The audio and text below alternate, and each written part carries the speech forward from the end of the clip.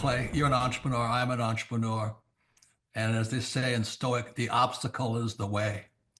And so if you let these pinheads get in your way, you're in trouble. Acta non verba is the motto of the U.S. Merchant Marine Academy at Kings Point, New York. I had appointments to Naval Academy and Kings Point Merchant Marine Academy. And Merchant Marine Academy's motto was acta non verba. In other words, don't listen to what a person says. Watch what they do. Clay, my honor to be on your show. And thank you for all you do. I hear the ripple effects from you are good ripple effects. You know what I mean?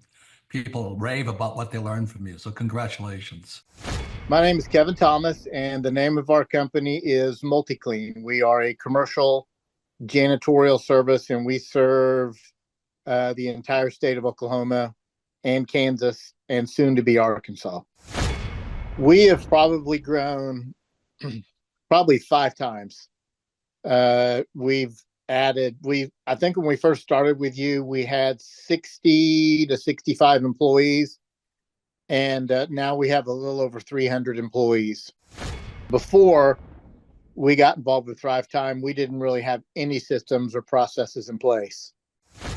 I've probably been to, in 6-7 years, I've probably been to 12 to 13 business conferences. And amazingly, each time I go, I learn something new, and I'm so excited to bring it back and show the team about marketing and how to implement, how to help you guys implement the SEO.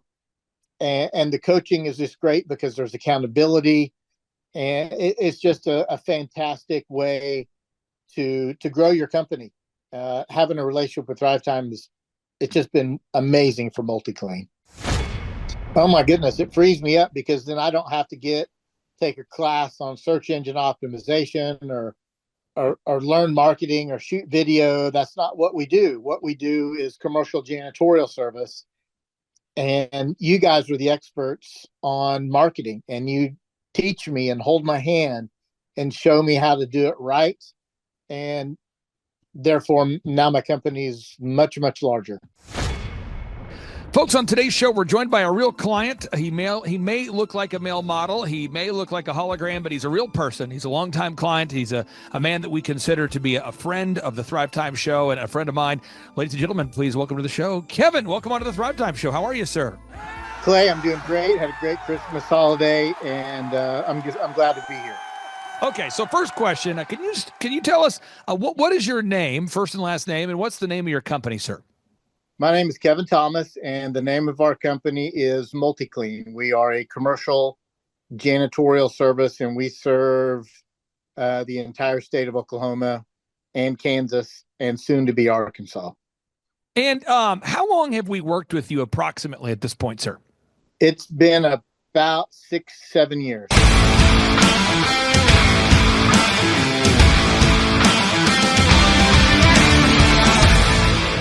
General theme of this Friday spot is to make it, the theme that's been made popular is Make America Great Again. Well, we need Americans to be great again. What's the foundational building block of Americans? It's their family. Yes. And it's interesting, going through life, we spent a large amount of time in marriage ministry as kind of our, a lot of people golf or they, fly kites or something like that. We always did business. And then marriage ministry was always kind of one of our big passions, on the side. We invested into people, invested in ourselves. And then when you get a good idea, you share it. So you participate in conferences and different things. The almost most consistent thing that we would see is marriage problems were usually a result of problems people had when they were single. They just happened to bring that wagon with them into the marriage. And then in that, the most common denominator is a dad issue, some sort of dad-shaped hole in someone's heart. When you kind of get to that, it became the most common thing I had my daughter ask when she was dating. She'd go on a date, somebody set her up, she'd meet a guy, they'd sit down. We don't need 3 hours. Let me ask you the first question. Tell me about your dad. What's your relationship with? It's son of a, I don't like that guy. It's okay, it's good. You might be a great guy in the future, but you get that worked out before you're going to be my covering, before we're going to, partner. That so was good. It was the biggest shortcut in the dating process.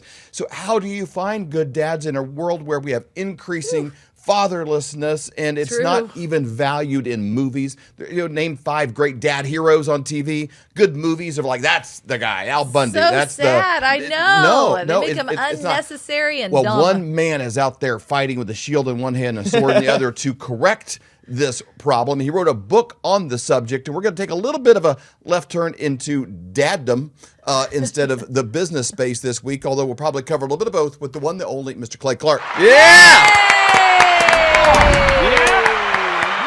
Yes, and yes. And if you're out there today, I want to tell you there's 3 things I want to clarify with you. Your marriage can be awesome. It can be exciting. Being a dad can be awesome. It can be exciting. Yep. And growing a business can be awesome. And it can be exciting. And I see so many people that will come, Dave, to our wonderful conferences, and they'll say, I'm Clay, I'm so successful in business, but my marriage suffered because of it. I hear that. That's not a valid excuse. I also see people say, I'm in poverty because I focused on my family and my kids, and that's why we live in abject poverty. You see those things. And what I'm saying right now, I see people say, Clay, I was so committed to my kids. I talked to a guy last night. I'm not making up this story. I talked to a guy last night. He said, I was so committed to my kids, my marriage fell apart. And I'm telling you, the Bible, God has designed the marriage between a man and a woman to be a blessing, to be a life-giving example for your community.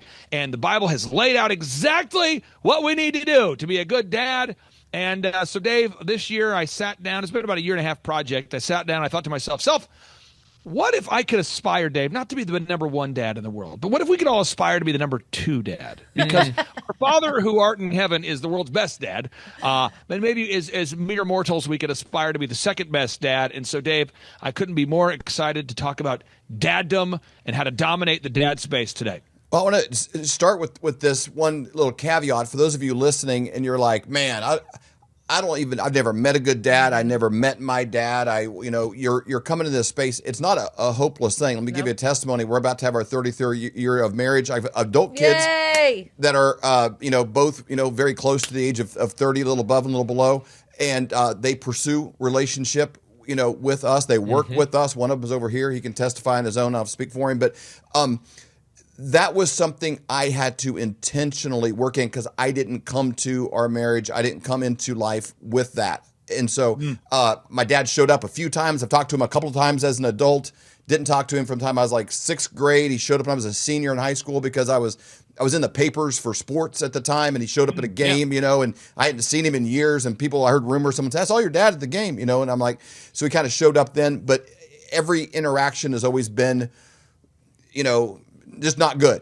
And so I had to be the first generation of a new thing. And so I want to applaud anybody who someone shared this with you and they're like, hey, this is encouragement, or you're looking at this. If you feel discouraged, you're in the right place simply with the humility of saying, hey, I'm open to learn, and maybe there's systems and processes of what I can do. It's not genetic, or this is how it is, or I got some bloodline curse, or this won't work, or there's no way.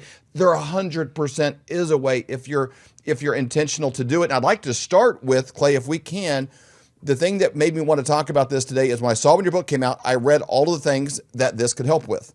And if we could just start with those things, and the people are listening, they're like, oh, that one's me, or that one's me. If you're wondering, is this book for you? There's a list of all the things that can help with. And Clay, maybe you can just go through that list real quick, and the listeners could be like, there's 3 or 4 of those. That's what I want right there.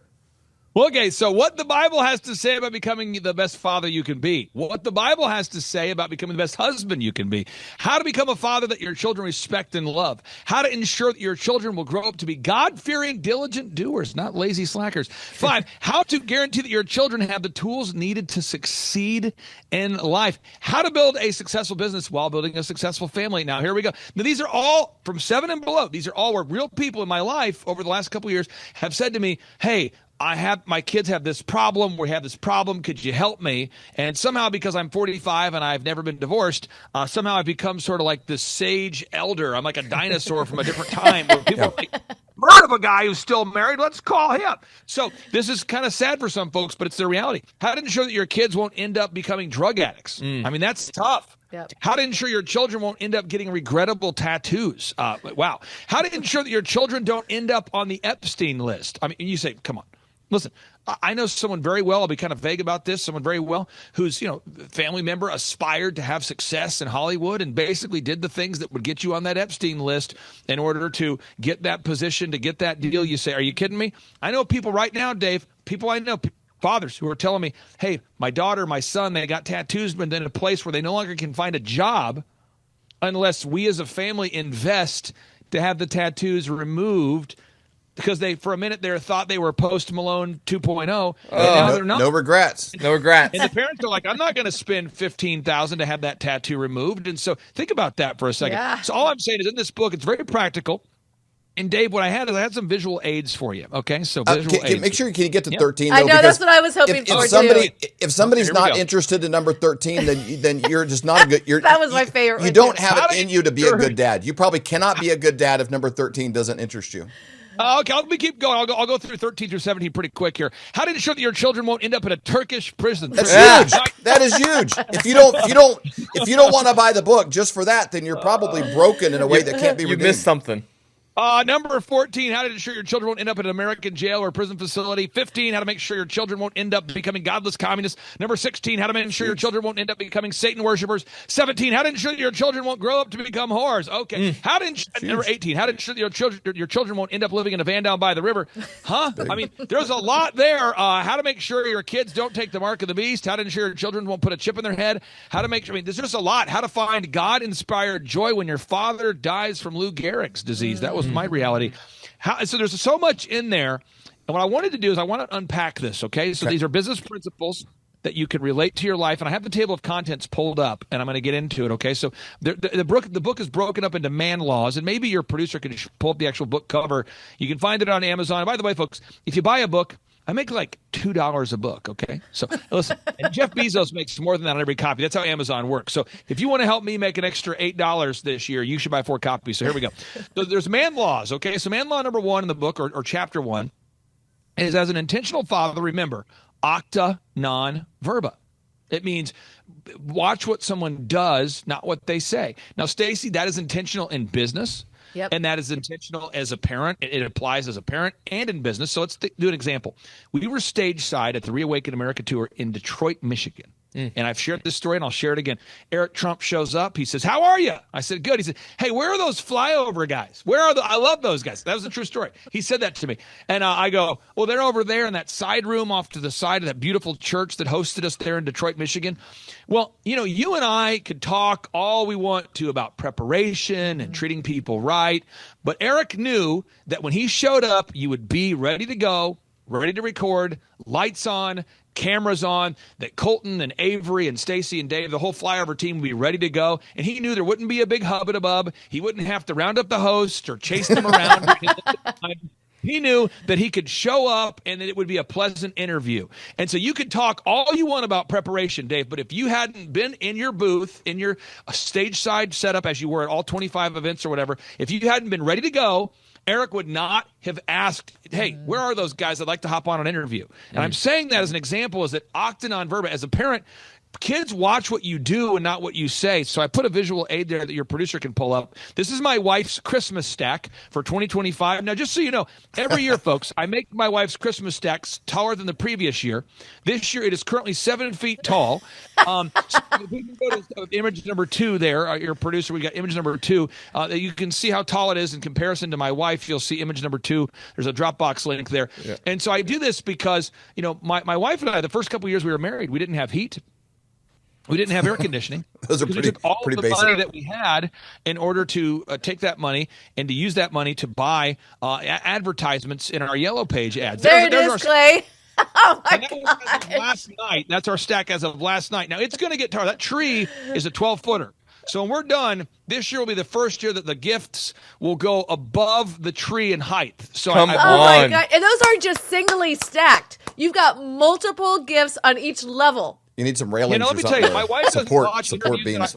beams. My wife won't watch interviews I'm on because she's always kind of terrified of what I'm going to say. So I'm going to tell your listeners a secret we can keep between you and me and everybody.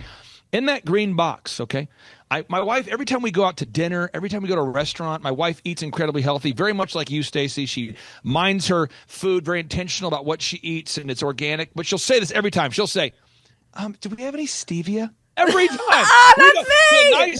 the nicest restaurant in the world. Dave, we could have. So the other night, we have got a guy who might be the next governor of this state paying for the nicest meal ever, okay?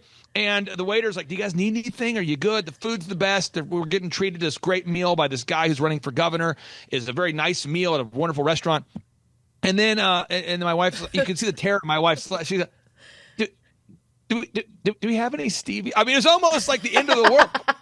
We were in Scotland. Eric Trump for our anniversary. And we're in Scotland for our anniversary. Eric said, for your anniversary, I want to take you guys to Trump Turnberry golf course, looking out over the water. What a great way to celebrate your anniversary. In the lighthouse. Where Robert the Bruce is Oh there. my gosh. And maybe your producer can pull that up. It's the most incredible view ever, Dave. And my wife looks at me and goes, do we have any stevia?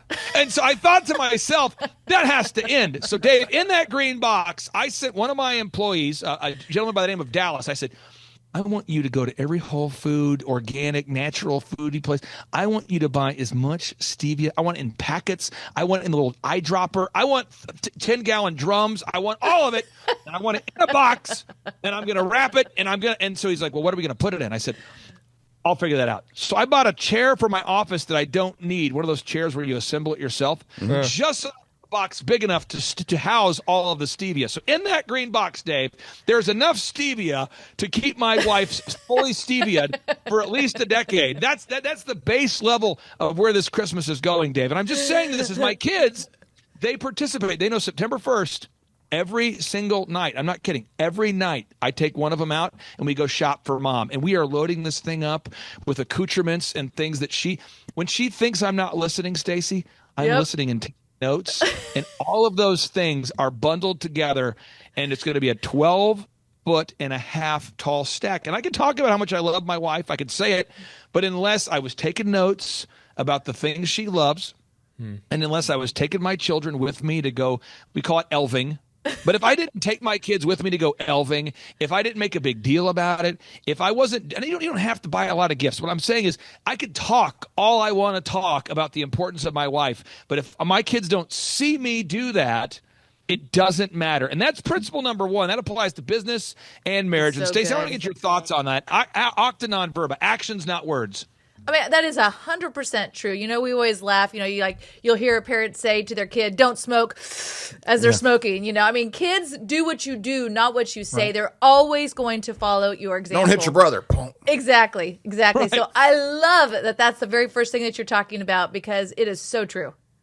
Now, principle number 2, coming in hot. Man law number 2. The book is broken into man laws, okay? So by the way, if you get the book, each man law, it starts with a massive Bible passage, and it tells you who wrote that scripture. A lot of times we read, Ephesians, and we don't know who wrote Ephesians. Well, Paul wrote Ephesians while in prison. So it gives you the verse, the context for the verse, and then it breaks it down and makes it very practical. So man law number 2. As an intentional father, you got to tell your children that you love them all the time. And then to tell your child you love them all the time. Mm-hmm. And this is something that I don't know that I do it enough. And as I was writing this book and I'm researching, again, I started by researching every Bible verse the Bible said about parenting, every one of them. I'm reading every single verse in the Bible about parenting. Good. And I started thinking, man, Christ tells us to love our wife the way Christ loved the church. I mean, Colton, think about it. Christ died for his bride, and we're supposed to love our wife the way Christ loved the church. And I started thinking, man, I mean, God is faithful. I mean, all throughout the Bible, how many times does God have promises for us? I mean, how many times does he say, don't fear, right? God tells us 365 times, don't have fear. We're supposed to counteract that with the love of God. I started thinking, you know what? I don't know that I'm doing that enough. And I am intentional, Colton, but I think I could ratchet it up. And I want to get your thoughts because you were raised by the Whiteds here. Yep. I mean, your family, does your dad say, I love you? Or is that a once a year thing? Or every 4 or 5 years, does he say, you, child number 1, I love you? I mean, how often are you told? How often are you told that you're loved? Yeah, multiple times a day, easily and often, and that was definitely a thing. And then as a kid, he made sure he showed it, like the active non-verba. I mean, he knew my love. Like I'm a physical touch person. Like I love a big hug. I'm a big fan of that. And so he would get in bed at night and pounce on me, before I go to bed, and would like talk to me and catch me up on my day and how was this and what happened here, and we'd kind of like sync up every single night.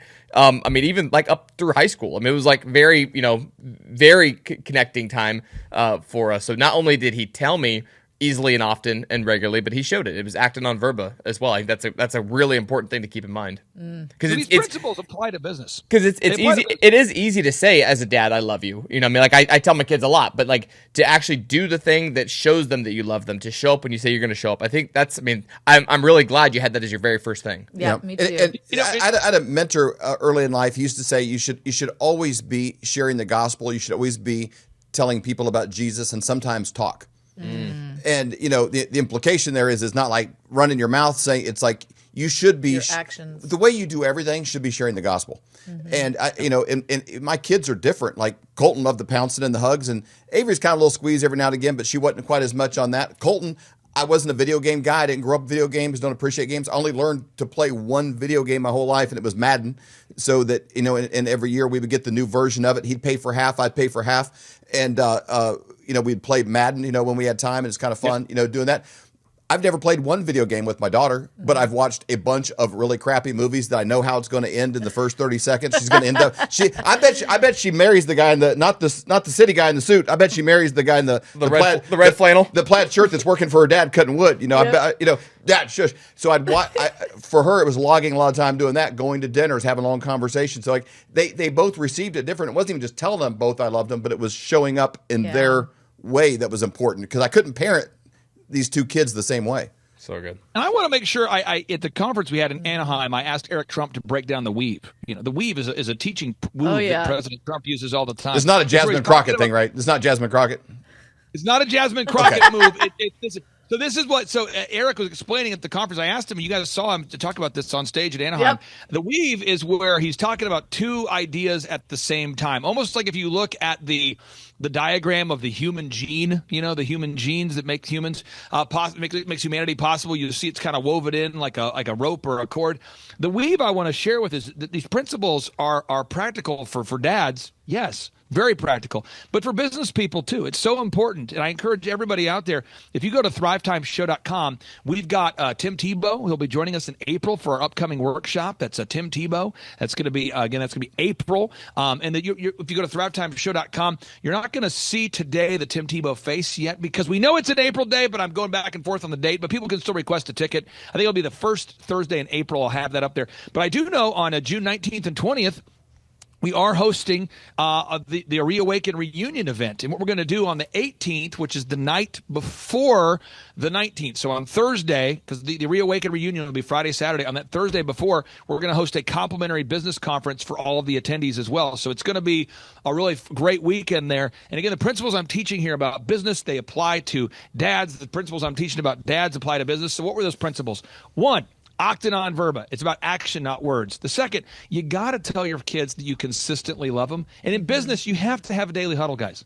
If you have a business, you have to huddle every day. Today I got to work. I got to work previous to 6 in the morning. And I get to work, and there's one young lady and one young guy just working it. They are working that thing. Come on. Because we have a big Christmas party tonight, and they're working that thing. So I said, hey, you guys, great job today. And I said, great job. Probably, 180 seconds later, and Colton, you've been around me long enough to know what I do. I come back to the same idea. I go, did I mention you guys are doing a great job? And then I think I waited probably 45 more seconds. I'm like, do you guys want lunch today? Because I really feel like that's your love language, and I want to tell you guys what a great job you're doing preparing for this Christmas party. But if I'm not intentional, every single time I leave the office, I'm not kidding, every time I leave, I make sure I tell everybody, great job. Great job. I greatly appreciate you.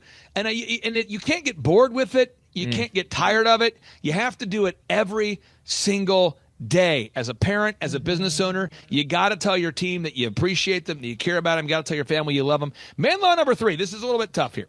As an intentional father, don't put a chip in your head or a whore in your bed. So good. Why is that tough? Well, in my life right now, I'll tell you a story. It's true. It's sad. I won't give you a lot of details. Keep it kind of vague. I worked with the doctor, Dave. We helped him grow his business dramatically. He comes into our meeting one day. He says, Clay, here's the problem. I worked with this guy for a decade. I'm getting divorced. I said, I hate that for you, man. I'm so sorry. What, you good? He's like, yeah, I made some poor decisions, and so we're getting divorced. And and to his credit, he didn't bash his ex-wife. He's like, yeah, I made some mistakes, whatever. So I'm working with the guy, and we're probably 4 years now. It's 5 years into our 10-year relationship. He says, man, I got to tell you, we got to change the passwords on my website again. Oh no! I'm like, dude, that's your second time. Second number two. What happened? He's yeah, I made some mistakes, whatever. I'm not kidding. Third time, he's like, hey, man. I'm moving out of the country. What's going on?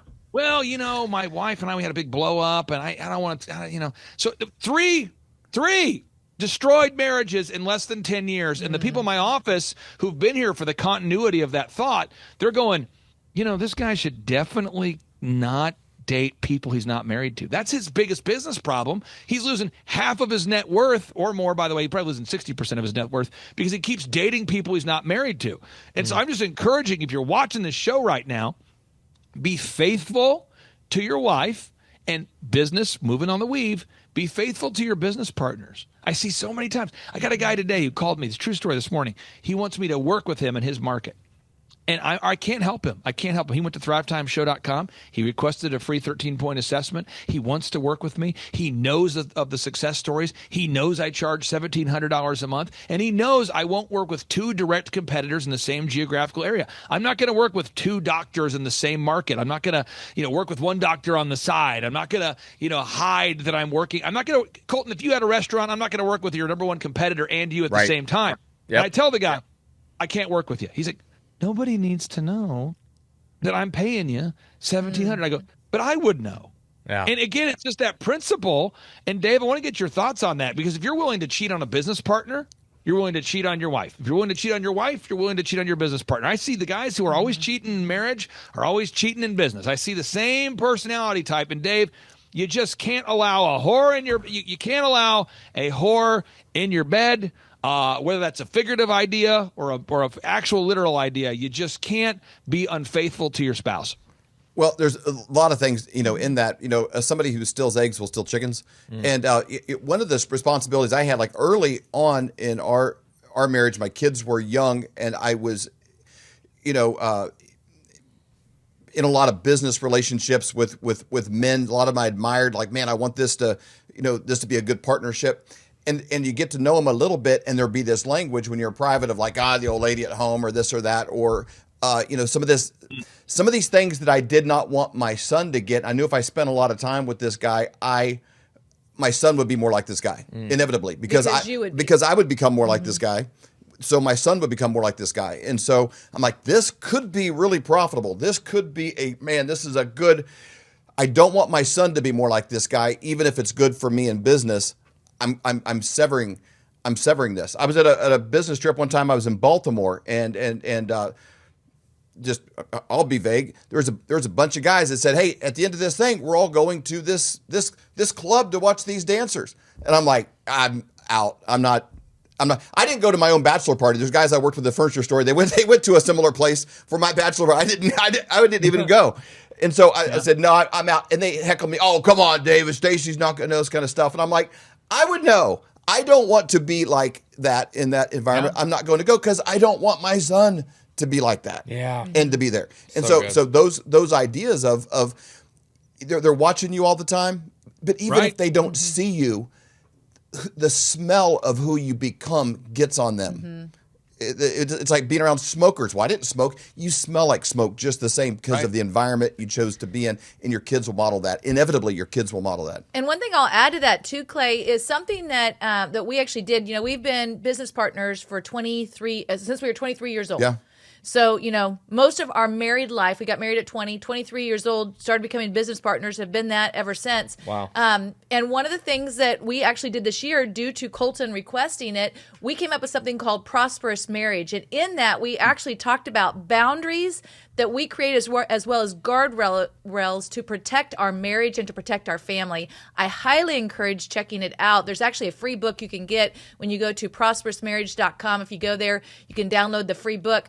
But then there's a course that we did on walking through what did we do to protect our marriage and our family so that we could be successful. Because how great is it if you build this a giant heap of income and then you got to cut it in half, just like you were saying with that guy, constantly cutting it in half. You're never going to build a successful successful life, it's never going to be prosperous. And some of the guardrails there are so ridiculously the guardrail. The benefit of a guardrail is if you actually bang into it, you're not going off the cliff. That's why you set a guardrail. You don't, on this side of the cliff. Like, well, that's not a big deal. That's not. Where's a verse that says that's wrong? If I'm at a lunch and there's a male and a female person there with me, and the guy's done, I got to go and leave and something. I'm like, check, I'm out. I don't stay there with her. Right? And like, well, is that wrong? You don't trust yourself. I don't know. It doesn't matter. I've never had any regrets. There's no downside to it. It's just a rule that I put in my head. I never have to think about it. Once you make one decision like that, you never have to well, I don't know. This is fine. She's older. I'm never alone with another woman. I've never been in that situation. I get out. You said there's a higher standard because it's like you don't put yourself in that situation. But even some people don't even think through what if I'm at the restaurant, completely safe. We're at the Cheesecake Factory, and hey, you're right. The guy that was in the meeting left, and it's just me and this other lady. And one of my wife's friends walks in and sees me with it. Like, hey, I saw your husband was getting dinner with a girl. Like, immediately, how would that make Michaela feel? She would be like, oh, she would be hurt, and it'd be like, man, I need to talk to him about that. And obviously, she would trust me first, but that's not the point. It's beyond even approachable of that situation. It's like, that's man, I don't even get into a situation to where it could even appear to be something that's not. No regrets. No regrets. There are so many. And if you read this book, the Bible has so much to say about marriage. I learned so much by. There's your tattoo quote right there, Clay. No regrets. Yeah, the one you need to get removed.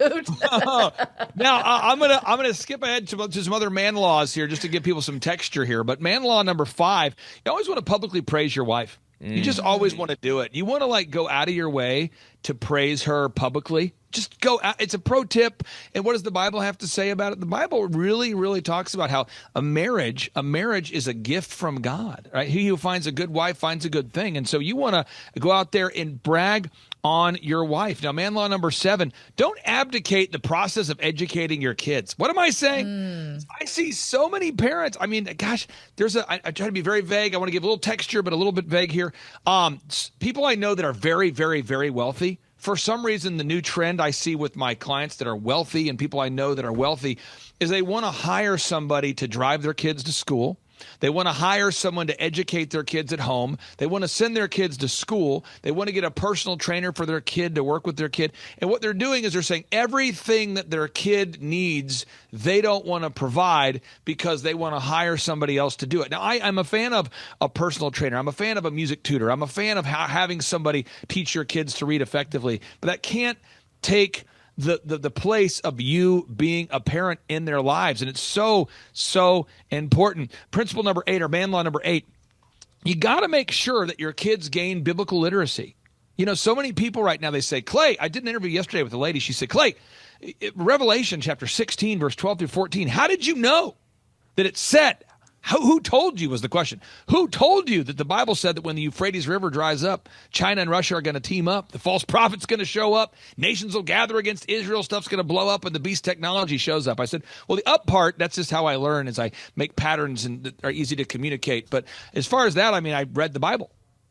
And she was blown away. This is a major media outlet, just blown away. You read the Bible? And you found this yourself in the Bible? Are you qualified? Did you go to seminary? So I just think it's so important. And all these principles, they apply to business. Let's go back. If you have a business, praise your staff publicly. It really does. You just got to find a way to go, great job, Carl, one of your employees, and you brag on him in front of the customers or other coworkers, right? You want to do that kind of thing.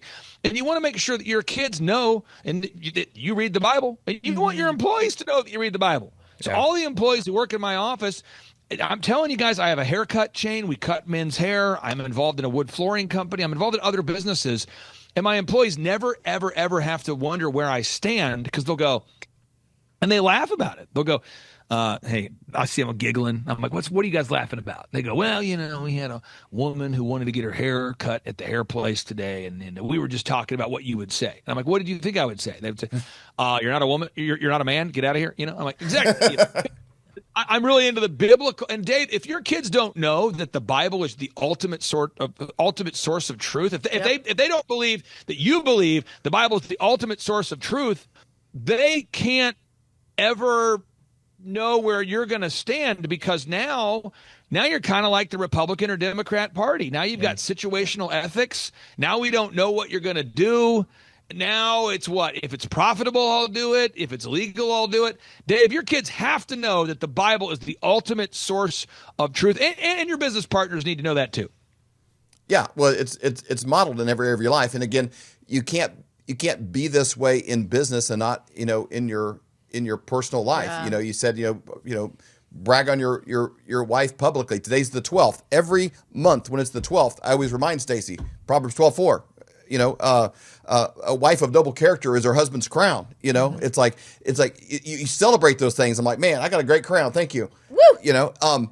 And having that as your sort here privately, then that overflows into what you're doing, business wise. But it does carry over, and it applies in both areas just the same. So good. Yeah, and man law number 9, and this is something, Dave, that again, as I'm reading the book, I'm going, am I doing a good job? I mean, I feel like I'm doing a good job, but can I do better? And I'm going, man, I'm a C- father. That's why on the cover of the book, I put you have a book cover, you talk about what the book's about, and I put a man who has attempted to be a father for over 20 years, 25 consecutive years. Because there you go, 21 consecutive years. Because I'm not perfect. I'm not claiming to be perfect, but I'm looking at what God has to say a perfect father looks like. The perfect father looks at, and this idea of teaching my kids financial literacy. Last night I was talking to my daughter, and she really has a lot of curiosity about how money works. Yeah. And so I pay my kids $300 every time they read a self-help book and they write a report for me. So Rich Dad, Poor Dad, $300. Think You Grow Rich, $300. How to Win Friends and Influence People, $300. Now, some of my kids get pretty excited about that. Some of my kids, not so much. But would I like all my kids to get excited? Yes. But I want to make sure that all of my kids get out of my house, when they get out of my house, that they know when they leave my house how an economy works, how a business works, how financial management works. I want them to know those principles. And Colton, I've got to be intentional, because they're going to school. Yep. And at school, they're learning almost the reverse of this. They're almost learning the reverse. They're going to a private Christian school. And I would argue maybe a third of the teachers are actually teaching the opposite of what the Bible has to say. The Bible says we're supposed to leave the edges of our fields for the poor. There's always going to be poor. Always going to be poor people. The Bible says this. Yep. Okay? We're supposed to leave the edges of the field for these people. The Bible says in Proverbs 10:4, right? It says, God blesses the diligent and punishes the hand of the slackard. Wow, that's tough. The Bible says that a man who cannot provide for his family is worse than an unbeliever. What? That's in Timothy. I mean, Timothy, that was kind of harsh there, Timothy. What was that all about? Yeah. So, Colton, I mean, people don't know that kind of stuff, and you got to teach. I mean, Colton, you're doing it right now. You're teaching it to your kids. Yep. I have a 5-year-old and I have a 4-year-old and an almost 2-year-old. And if you ask my 5 and 4-year-old, we go through what's an asset. It's things that are able to make you money. What's a liability? It's things that take your money. They know it. And they know these things like quickly. And I'm like, what do rich people think about a lot? They think about assets. Why do they think about assets? Because those things make you money. What does the middle class typically think about? They think about their credit score, because they're thinking about how much can they financially afford. So the middle class credit score, and the poor usually think about consumption. When the liabilities go on discount, the poor rush to them. When assets go on discount, the rich rush to them. And these are the things that my 5 and 4-year-old are learning in droves. Tell them about playing cash flow quadrant with them and the doodads. Oh man, so the cash flow game is like one of my favorite games on the planet. I love cash flow. It's pretty complicated for a 5 and a 4-year-old, because they barely read, let alone being able to read the cards and all the things that come along with it. But there's cash flow for kids, and I'm telling you guys, if you have little kids, it is a blast. I'd say if they're over 12, probably move them up to the big boy game. But if they're young, it is a really fun game. But it gives, the green ones are assets, the red ones are liabilities. Yep. And they go through them, and they get these little cards that say it's a doodad. And some of the doodads are not fun. It's like, man, your car is in the shop. Your Jeep's getting fixed right now, and she got a doodad that hurt her in the game. And it hurt her in the game. Yeah, She's like, ooh, this is bad. She had to add 2 liability tokens because she didn't have the money. Car repair. She didn't have the money to fix her car, so she had to put it on a credit card, which now is a monthly payment added onto her stuff. And I was like, see, those doodads, those come up. That's why Daddy, before I took my car to the shop, into the car doctor, I was putting the money aside. So that way when it came up, it didn't go on my credit card. Like, I had what it was required to do this. But the doodad, sometimes, it's a whack. Sometimes it's like, your car when you repair. Other times it's like even $100, and it's a I took my friends all went to the water park together, but it's a doodad either way. And so doodads are expenses that come up in the game, and they're like, oh man. And my son came to me yesterday. We were on a walk, and he's like, Dad, I don't have very many assets. He's 4 years old. He's like, I only have liabilities, and I have a lot of liabilities. I was like, what liabilities do you have? But he was thinking through all the things that cost him money. He's like, man, I bought that, and I bought that, and I bought that. I got all these doodads, but I don't have any assets. And I was like, you should probably work on that. Start saving up and make sure you buy an asset. I want to share this as this final principle, and I think it's so important. The reason why, Colton, you're able to spend time with your kids is because you're intentional about choosing to spend that time. You're very intentional.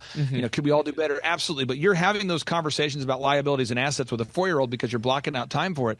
And last night, this is our final principle I want to teach. We have time for it, but this is man law number 12. You got to say no in order to grow your relationship with your children. You have to say no. And so what am I saying? Last night, we had a guy with a conference we were just at. We were in Anaheim. People went to thrivetimeshow.com. By the way, anybody watching this, go to thrivetimeshow.com. Come join us. Tim Tebow, April, Eric Trump in June. Get your tickets, thrivetimeshow.com. Use promo code FLYOVER for that discount on those tickets and a chance to win a backstage pass. But we're at this event, and this guy, very wealthy guy, came up to me. I just did the call with him yesterday. And he said, I'm growing this thing, want to do this thing, want to scale this thing. I think you would be an integral part of this. And I know you charge $1,700 a month. I'd like to pay considerably more to have a little bit more of your time, have more of your brain, more involvement. I mean, I know your model. I know what you do. You have a weekly coaching session with the client, and then you have a team that does photography and video and web and search engine. And I like the idea that you will take calls when I need it. But I want you to be more all in. This is a multi-millionaire. And I go, I love you so much, but our program. And Dave, you know this. Stacy, you know this. You've been in the program. You know clients that are in the program. It's a system where we meet you once a week, and then you can call whenever you need something. We help you grow your company. And I just said, I can't help you. And he said, why not? And I go, well, because I don't want to go to Anaheim, California, more than maybe once every year or two, and I don't want to. And he goes, Clay, this is a multi-million-dollar opportunity. I mean, I'm not kidding. I could pay you, tenfold what a client would pay. And I'm going, I love that, but no. Well, why? Because I'd have to travel, as you already stated, and so I respect your time enough to tell you I'm not coming out to Anaheim. I'm not interested in making millions and millions and millions and millions and millions of dollars. I'm not. What I am interested in, I told him this. I said I'm very interested in taking my wife on a date. And I'm trying to find a way to sneak seafood into her diet. That's kind of where I'm focused right now. I mentioned to you, Dave, I said I'm trying to work on a little song with Dave Whited. We'll see if it goes well. I got that going on. Come on. I'm trying to get that going. I got my Christmas video I need to edit, and it's not funny enough yet for our annual. We sit down to watch our annual family Christmas video. If it's not funny, it doesn't work. So I got to edit that, and he's going, are you serious? And he was, Dave, I was on the phone, but he talked, the way he responded, it made it feel like that I wasn't adequate, or that I wasn't a smart person, or that I was mentally deficient. He goes, are you serious? Are you being serious right now? I go, no, I'm serious. He goes, so you're telling me you're leaving millions of dollars on the table so you can make a Christmas video? I go, and a song for my buddy Dave. And got to think about ways to wow my wife. Got to sneak of seafood into her diet. That's what I'm focused on. And it really blew his mind, Dave. But if you would have gone back 20 years ago, I would have said yes to that. I would have said yes to that. And I think, Dave, that's one big thing we have to do is we have to learn to say no to grow the relationships with our children. And so I would just say my calls to action, and I'll pitch back to you, Dave, on your own show, is I just say, everybody, if you go to Amazon, you can buy this book. I'll make $2 if you do, which is incredible because you can buy 100% of nothing right now. You can buy 1/30th of an ounce of silver right now for $2. So you can buy the copy of the book there. Also, we've got the in-person workshops coming up in April with Tim Tebow, Eric Trump in June. Use promo code FLYOVER. Then finally, if you want a one-on-one consultation with myself, I would love to talk to you, help you grow your business. That's what I do. But I know you can have a great marriage and a great business, Dave, and I couldn't be more fired up to share the good news. Can you, before we move on to David, can you just explain real fast about that one-on-one, that 13-point assessment? Yep. Yeah. What does that look like for someone? Because that's something that we get a lot. We actually get phone calls from people saying, okay, what do I do if I'm interested in learning more about what Clay's doing and him possibly coaching me? It's like a timeshare pitch. Yeah, exactly. Is that what he's doing? I'm going to pull up to my right an assessment I just did last night. That way I have a little bit of meat on the bone here. I'm not playing solitaire. So this particular guy, he's a cardiologist, and he's on the East Coast, and he's exchanging time for money, and he wants to grow beyond his own skill set. He's a cardiologist. Now, That's an example. Another one that I had yesterday, these are people that I think would be a good fit, but I always tell people, pray about it, think about it, form a committee about it before you sign up, okay? And by the way, these people are committing to pay $1,700 a month to month, no contract. And we have a scholarship for people in need. So it's not like a big, but another guy, he wants to build a masonry company. He's a stonemason. He wants to build a masonry company, not a Freemason, a stonemason.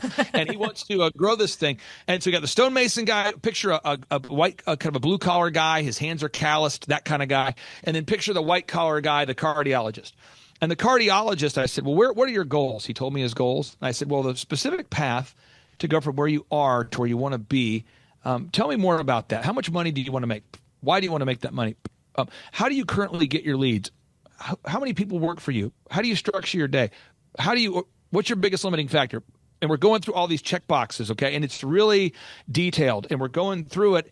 And I said, okay, based upon what we've gone over, kind of like how Bob Ross would paint you a happy tree, I paint him or sketch for him a path, a portrait of what that would look like. I said, so step one, Mr. Cardiologist, we would need to register a Google map in your area. Step two, we would need to build the website, which is Google compliant. Step three, we really need to get an About Us video. Step four, we need to start a hiring process so we can hire another person to work underneath you who can handle the paperwork so you can see more patients. And we need to interview other cardiologists to work underneath you. And we're going through, and he's scrolling through this 50-page document, this guy, and he goes, hey, I don't have to be sold. I see a plan. This makes sense. I met another doctor at the California conference. I want to work with you. And then I said, Dave, and I say it every time, why don't you think about it, pray about it, form a committee about it, and why don't we do a follow-up call on Saturday, because I feel like you're excited about it, and I love that for you, but I don't want you to feel like you got pressured. There's no contract with me. I'm not going to con you and lock you into a track. I want you to think about it. And he says, this guy, he goes, really? I'll give you a card right now. I go, can't do it, because I'm not going to do the whole high pressure thing. Because my average client is with me for 6 years or longer. Now back to the blue collar guy with the limited time we have. This is a guy who's never generated gross revenue of more than 300,000. He's never, not profit, but total revenue. He's never done more than 300,000. And he is so excited to finally have a path, because he's been paying Angie's List for leads for years. And he met someone at the conference who does exactly what he does. And he's going, you helped that guy grow a $15 million company. And I mean, that's cool, man. And so he's like excited. He's ready to go. And his wife is excited. And I just said, I want you to think about it. And I want you to pray about it. And he goes, but Clay, paying $1,700 a month is something I can't afford. I said, well, you could do it as low as $1,000 a month. He goes, well, do I have to pay it back? I said, no, there's no payback. There's no loan. He goes, I don't even understand how that works, but okay. And so he's excited. So we'll talk to him on Saturday. And so that's kind of the dynamic range of what we do. And then what happens is once we give you a path, you have to actually implement it. You got to have, so that's where you have photography and videography and online ads and social media and bookkeeping and tracking and accounting and hiring and systems. All that messy middle, we do all of that for you, so that way you can focus on your main thing. And we would call that Pareto's principle. You take 80% of your day to focus on the 20% of the things that only you can do, like being a cardiologist or doing masonry. And then we want to, as a team, we want to do the 80% of the things that are kind of the mindless, I call it crap, core, repeatable, actionable processes. And because I've been doing this for 20 years, we have thousands and thousands of success stories that you can see right now today at thrivetimeshow.com. I'm not kidding, folks. Thousands. Dave, I ran into a mini storage guy at the event who's doubled his mini storage business. We've been working with him, and he comes up and says, I've doubled my mini storage business in Utah. I'm like, I don't coach all the clients, so I have other coaches that work underneath me. Yeah. And I'm going, really? That's incredible. You doubled? I mean, who doubles their business in a year? Anyway, I couldn't be more excited, guys, to give the gift of success. I got one more question for you, Clay, about that, because another thing that we get sometimes is, does Clay work with ministries? So let's say somebody's a pastor of a church, or they have some sort of ministry. Do you work with ministries as well? I'll fire off 7 of them right now. I think 7. Here we go. Pastor Brian Gibson with his church. We've helped him grow. Love him. Amarillo, Texas, and Owensboro, Kentucky, and Henderson, Kentucky. Pastor Chad Everett in Illinois. That's number 2. Then we have Pastor Jackson Lawmeyer in Tulsa. That's 3. We have Amanda Grace. Amanda Grace, that's 4. We've got. we got a lot of churches we work with, and what happens is that in order to grow a church, you have to develop a workflow. So when someone calls the church, who responds to the call?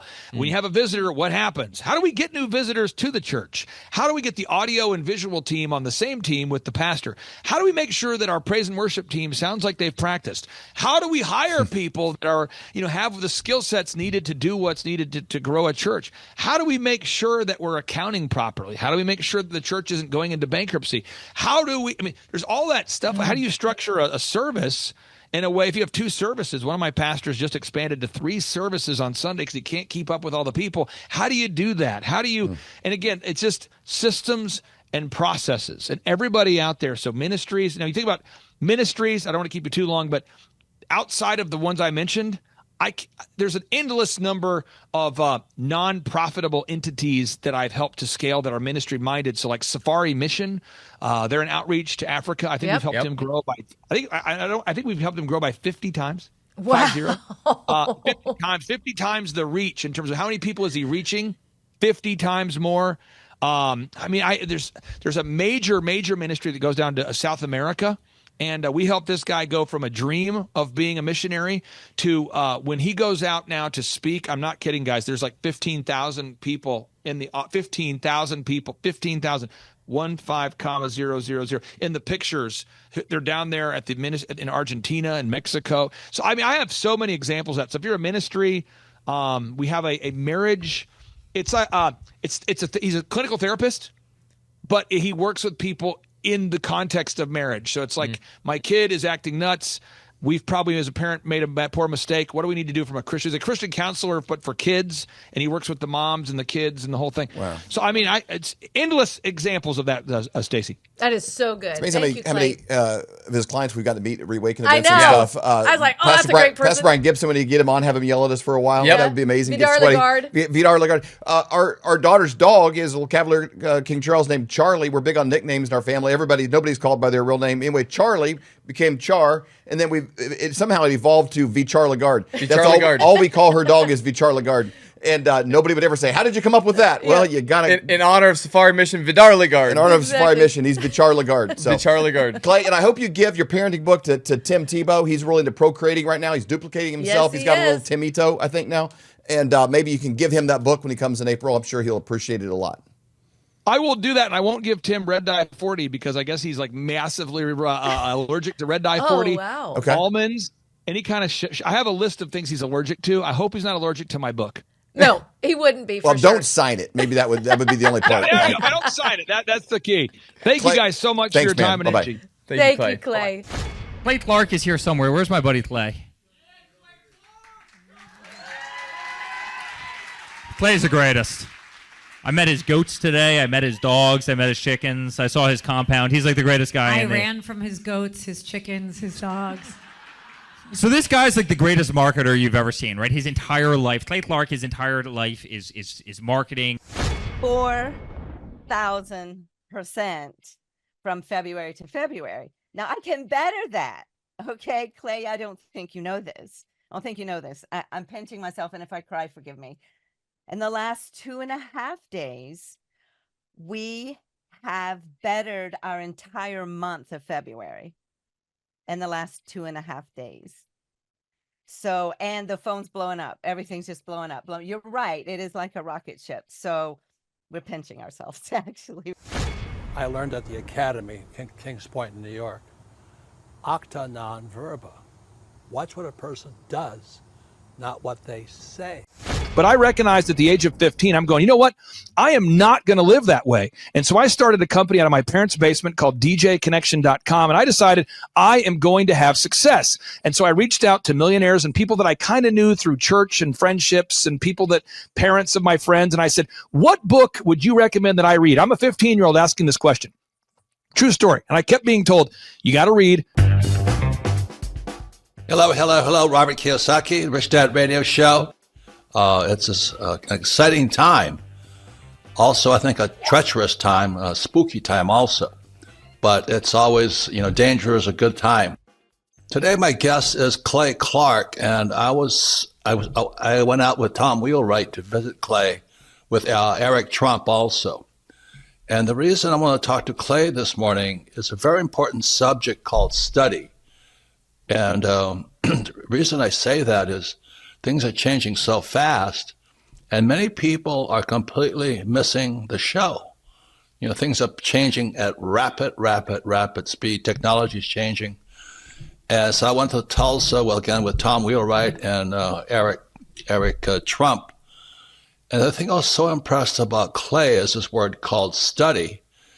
I don't know, you guys must be in your water or something, Clay, but boy, I was so impressed how big you guys are. But what really impressed me was you have this huge congregation. They're all about guys your age. They're on fire. And you start your classes at 5 in the morning. Now, let me talk to you about study here.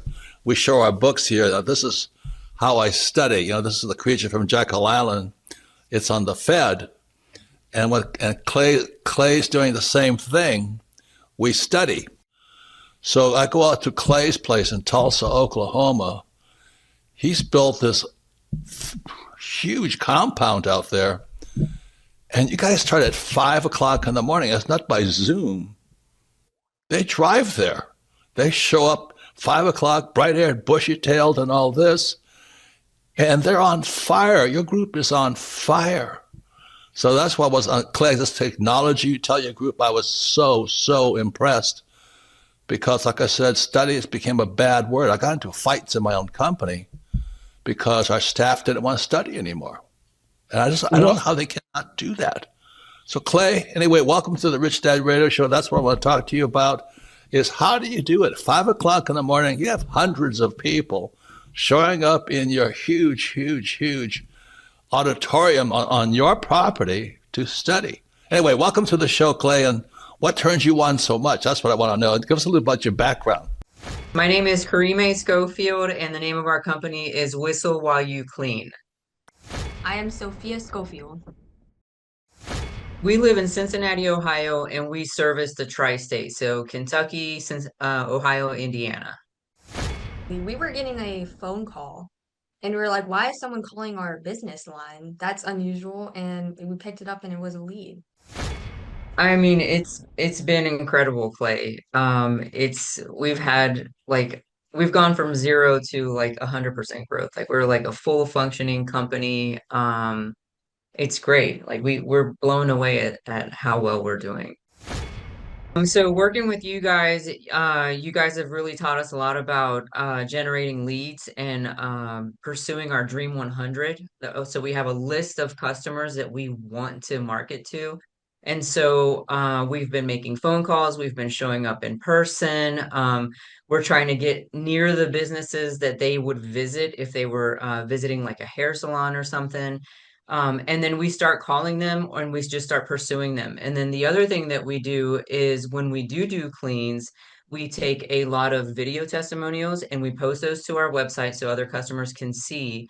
And then we also upload a lot of images of the things that we do. And so we're also asking our clients for Google reviews after we've cleaned their houses. And so it's this constant like cycle of doing those things over and over and over again. I would say if you're on the fence, go to one of Clay's conferences. They are hilarious. They're fun. They're educational. They're so good that even my teenagers like them. And I would say don't let fear hold you back. If you want to start a business, do the obvious thing and hire someone who knows how to run businesses. If I wanted to get in shape, I'd hire a gym person, a personal trainer. This is like the personal training for business. It has been absolutely amazing. I mean, our coach is encouraging. When he first met with us, he said, do we want him to be like a drill sergeant with us? What level of intensity do we want him to give us? And I will say he is incredibly encouraging all the time. And he just hits the same mark with us every single time. It's very repetitive. But I think we both really learn a lot every time we sit down and have a conversation with him over the phone. He keeps pushing us to go further, and he can recognize when we're afraid to do something and he'll give us a little bit of grace, but that next week he's drilling us again, like pushing us to go harder. Our no-brainer offer is we are offering your first clean for $1. And that sounds absolutely insane. It even sounded insane when I was talking over it with our business coach. And I will tell you that that has generated some of our hugest clients. I mean, that has been like a game changer because it opened up the door to more clients, more recommendations, more leads. And we were surprised how far that dollar clean got us. How important has it been for you to work out that scripting, even though you offer $1 for the first clean? How important has it been for you to nail that down?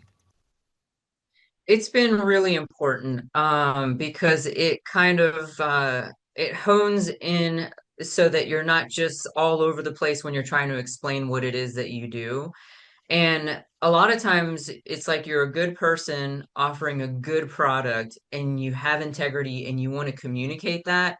But when you go to communicate without a script or without practice, it's just like a mess coming out of your mouth, as opposed to having this, honed in practice where you know what you're going to say, you know how you're going to say it, and you can almost expect better results when you do it that way.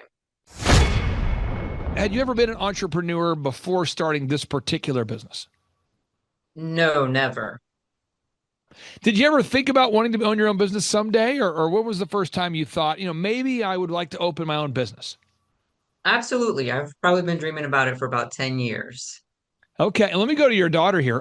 Had you ever thought about wanting to team up and open your own business, or was that something that you were maybe excited about, or not so much? Well, for me, my parents would always listen to your podcast and business podcast. And as I started listening to them, I started realizing that I wanted to own a business. It's www.whistlewhileyouclean.com. Honestly, the hardest thing was getting over the fear. It was the fear of the unknown. There was like a cloud of doubt that, you can't do this, you're gonna fail. There was a few sleepless nights there when we did pull the trigger and join your team and start the coaching process.